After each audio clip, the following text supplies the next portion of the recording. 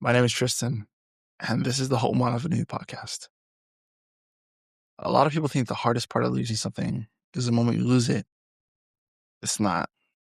And sometimes the hardest part is what comes after. It's waking up the next day, and the day after that, and the day after that. It's trying to figure out who you are when the version of yourself you believe in, the version you were building toward, doesn't get to exist the way you thought it would. That's what I want to talk about today.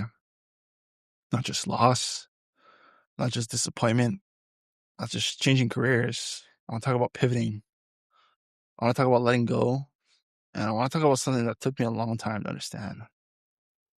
Sometimes giving something up is not weakness. Sometimes it's life demanding an adjustment. There's a scene I keep thinking about. I'm in the gym. I see my cousin's boyfriend there. He's a good guy, super cool guy, somebody I always talk story with. At the time, he was getting ready to go into the same crew class I had already gone through. He told me he had started running, so I told him, come on, let's get on the treadmill. And I want to be honest with you, I was pushing it on purpose. I wanted to gas him a little bit. I wanted to show him up. So I got on the treadmill and I started moving. I think I had it up around 7.8 miles per hour, and I held it. He ran 2 miles, and after that, he was cooked. He came up to me like, nah, Tristan, I'm done. And I told him, all right, I'm only on 2. I gotta get to 4. I'll catch you after. And he looked at me like I was crazy. And he was like, bro, you're a beast.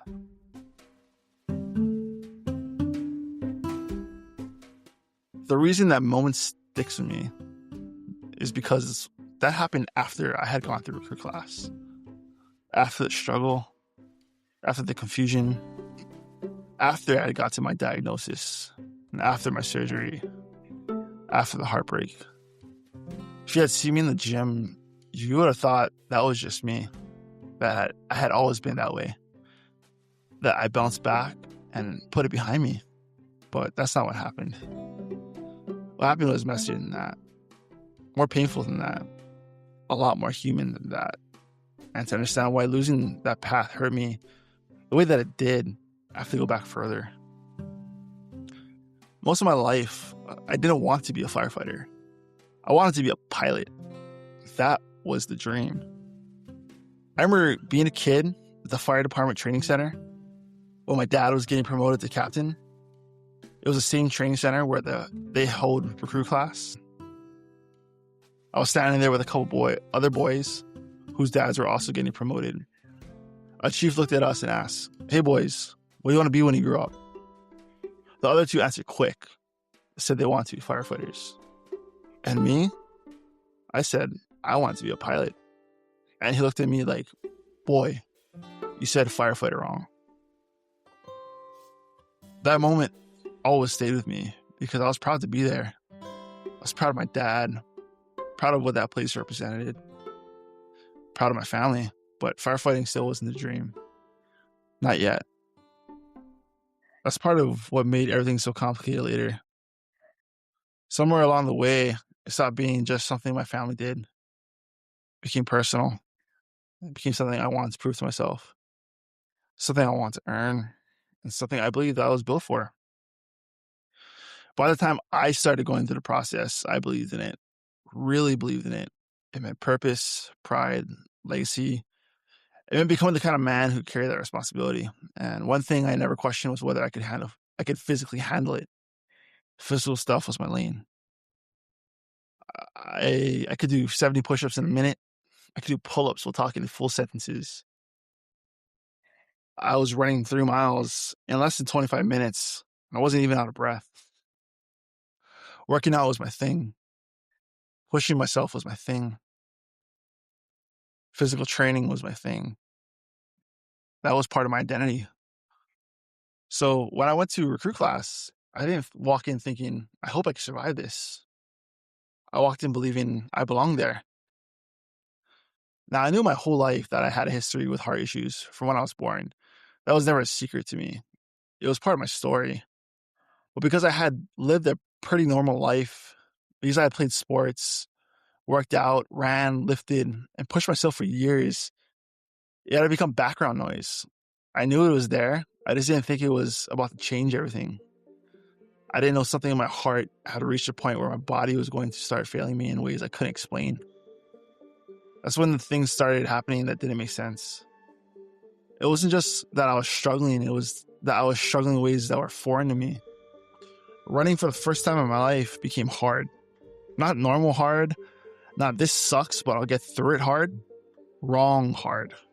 The kind of hard where something in you knows this is not just effort, this is not just fatigue, this is not just being out of shape. I had multiple syncope episodes. My body wasn't responding like my body.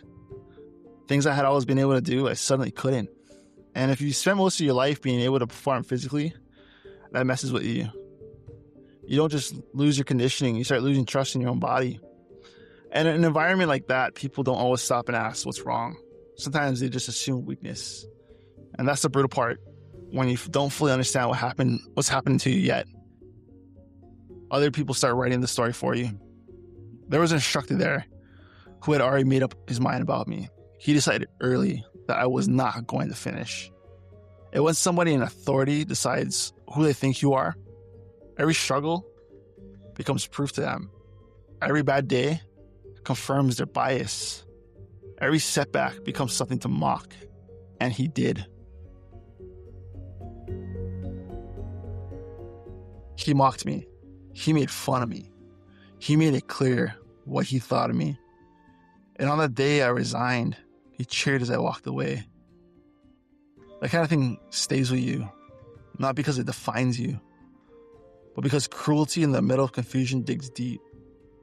Part of me already knew something was wrong. I knew I needed to get checked out. I knew this wasn't normal, but even then, I still didn't understand how serious it was. And even after I left, the judgment didn't stop. Later on, I overheard the instructor telling other firefighters that I made the pacemaker story up, that it wasn't true, that I was lying about it. I don't know how to fully explain what that does to a person, because at that point, I wasn't trying to make excuses.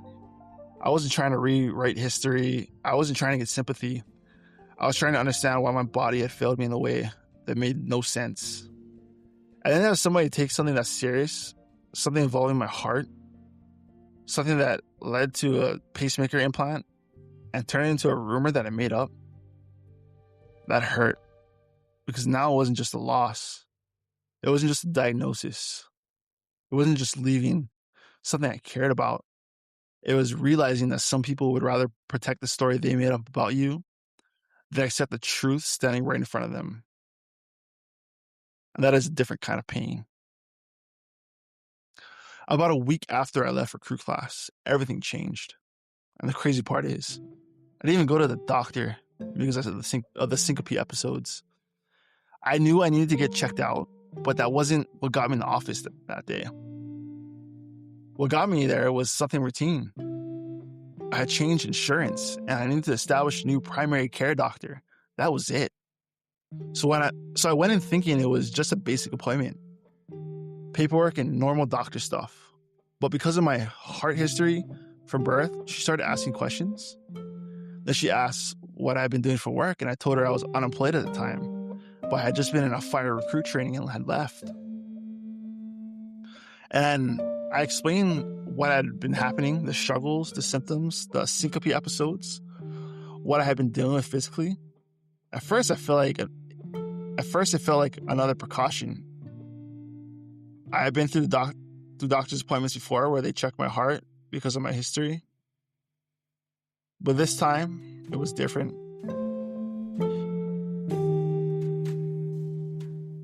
What should have taken 2 or 3 minutes turned to 20 or 30 minute focus. What should have taken 2 or 3 minutes turned into 20 or 30 minutes focused on my heart alone. And I could see it in her face. That is one of the worst feelings in the world. When a doctor gives you a look you know you don't want to see. She started checking things more closely, comparing pulses. She had me lie down, bringing out a 12 lead. Then another doctor came in, and all of a sudden the energy in the room changed. This wasn't routine anymore. This wasn't precaution anymore. Something was wrong. And then they left me in the room. It was only for a few minutes, but it felt like forever. When she came back in, she told me straight, Tristan, this isn't optional. You need to go see a cardiologist. And she had already called one. Literally, as soon as I walked out of the office, the cardiologist's office called me. They said, we just talked to your PCP. This is urgent. The clinic doesn't open until 8 a.m., but get here at 7:30. We're getting you in early. And I'm going to be honest, I was scared. I'm not afraid of a lot of things, but I was afraid then. The person I called was my dad. Because even though I knew I had heart issues from when I was born, I didn't know the full history of it. So I asked him, Dad, will you come with me to the cardiologist? And he said yes. I remember sitting in the cardiologist's waiting room. I was the youngest guy there. Everybody else was older, senior citizens, people way further into life than me. And I remember thinking, is this the appointment where I find out I'm going to die soon?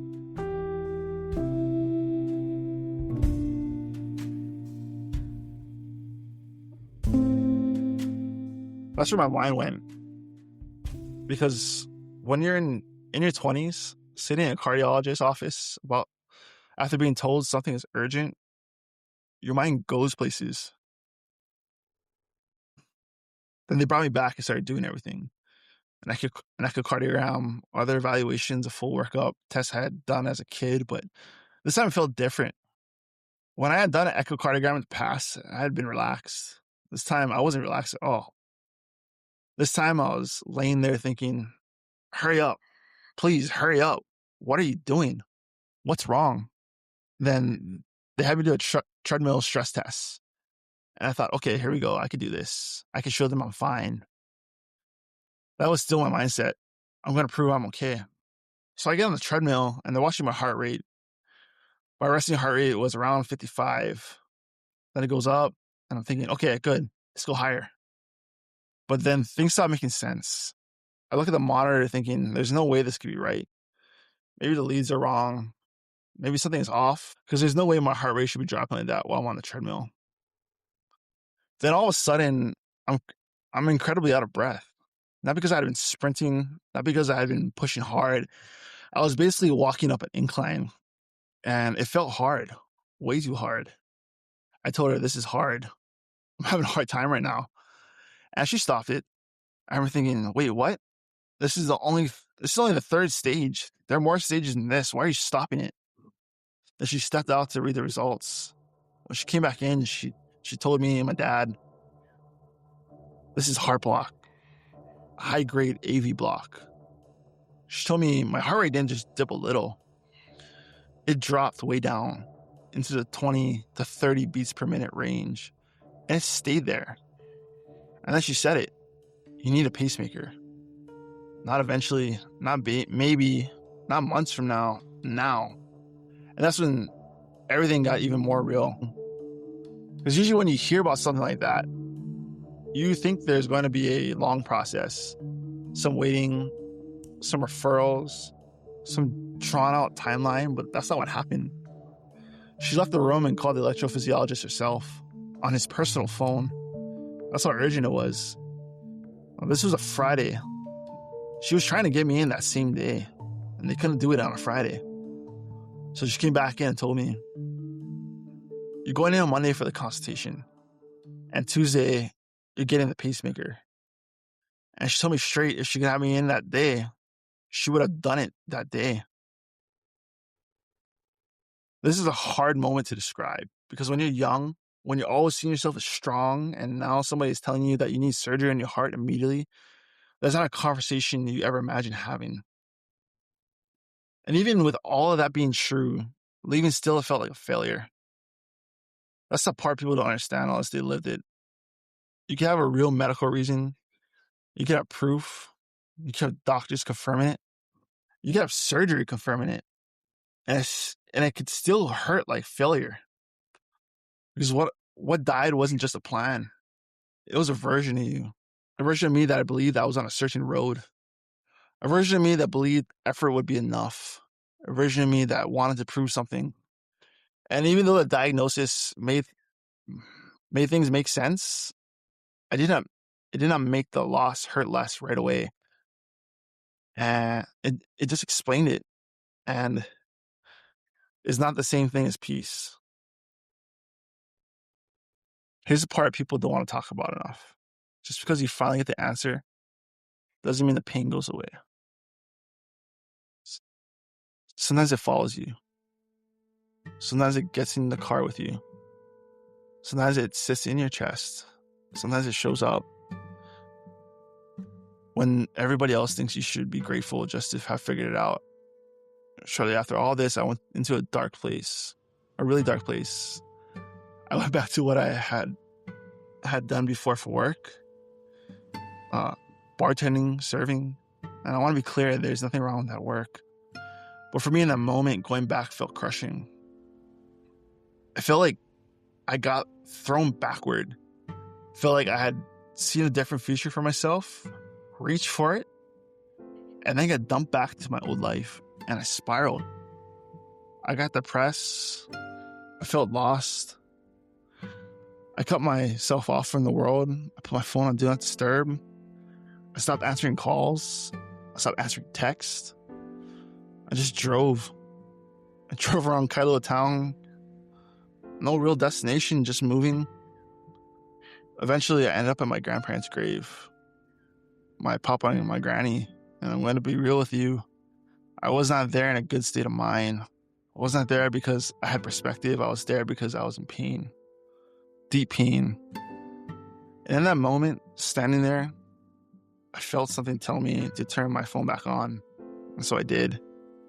And when I did, I saw missed calls from my dad, from my cousins. I called my dad back. And for the first time in a long time, I heard a kind of understanding in his voice that I really needed. Not fixing, not lecturing, not trying to solve me, just understanding. And sometimes that's what saves a person.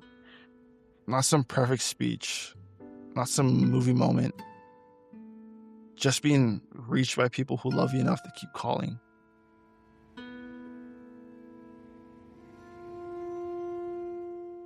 There's another truth I want to say out loud. Finding success in a new chapter does not always erase the pain of the last one. Sometimes it amplifies it. In the last year, I found a career that I love. A career I never thought I was going to do. A career that has brought me joy, and a career that I even get to share with my cousin. And I am grateful for that, really. But the hard truth is that new joy did not magically heal the old wound. Because once you find out you can love a different life, it doesn't automatically make peace with the one that got away. Sometimes healing is carrying both. Joy and grief, relief and bitterness, gratitude and hurt at the same time. That doesn't make you broken, that makes you honest. There's something my papa used to say. Life is a series of constant adjustments. That was his motto. It was even something I said in my HFD interview. But when I said it then, I didn't really know what it meant. Not really. I understood it as words. I understood it intellectually, but I had not lived it yet. The real version is when life takes something from you that you thought was part of your identity. The real version is when your body betrays your expectations. The real version is when discipline cannot bully reality into changing. The real version is when you have to adjust, not because you want to, but because refusing to adjust will destroy you. That's when the phrase became real. Life is a series of constant adjustments. Not one adjustment, not a clean adjustment, constant. Sometimes you adjust, then you adjust again. Sometimes you think you've accepted something and another layer of grief shows up. Sometimes you think you're over it and life hands you a moment that proves you're not. That's not failure, that's life. And there's another quote I think about too. Michael Sam quoted Arthur Ashe when he said, "Start where you are, use what you have, do what you can."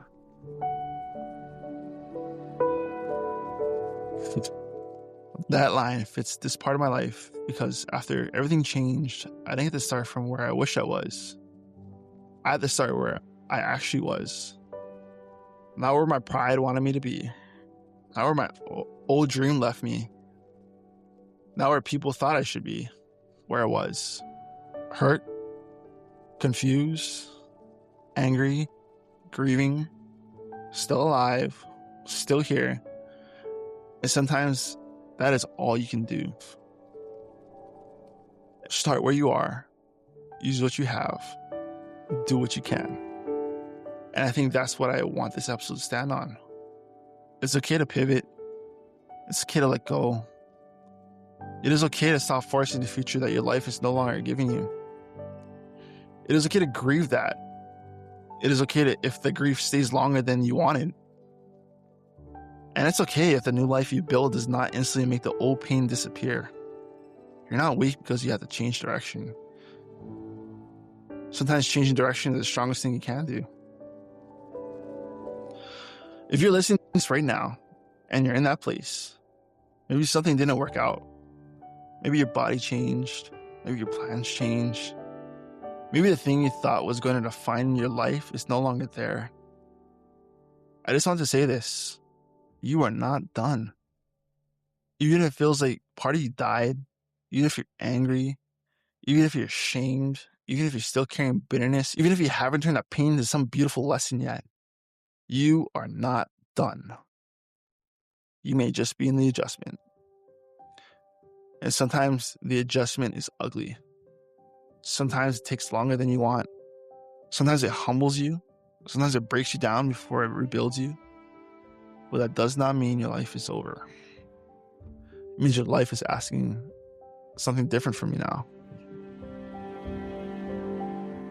And one day, maybe not today, maybe not tomorrow, but one day you may look back and realize that what felt like the end was actually the point where you were forced to become somebody deeper, more honest, and more human than the version of yourself that existed before. This is the Whole Model of a New podcast. And before I go, I want to say one more thing. This podcast is not just about me, and it's not just about my struggle. I don't want this to become a pity party. I want this to be a forum, a place where real people can talk about real pain, real endurance, real loss, real healing. And there's a reason the next story matters to me. When I went public and told people that I was going to have surgery in my heart, have a pacemaker put in, one of the people who called me was my friend James.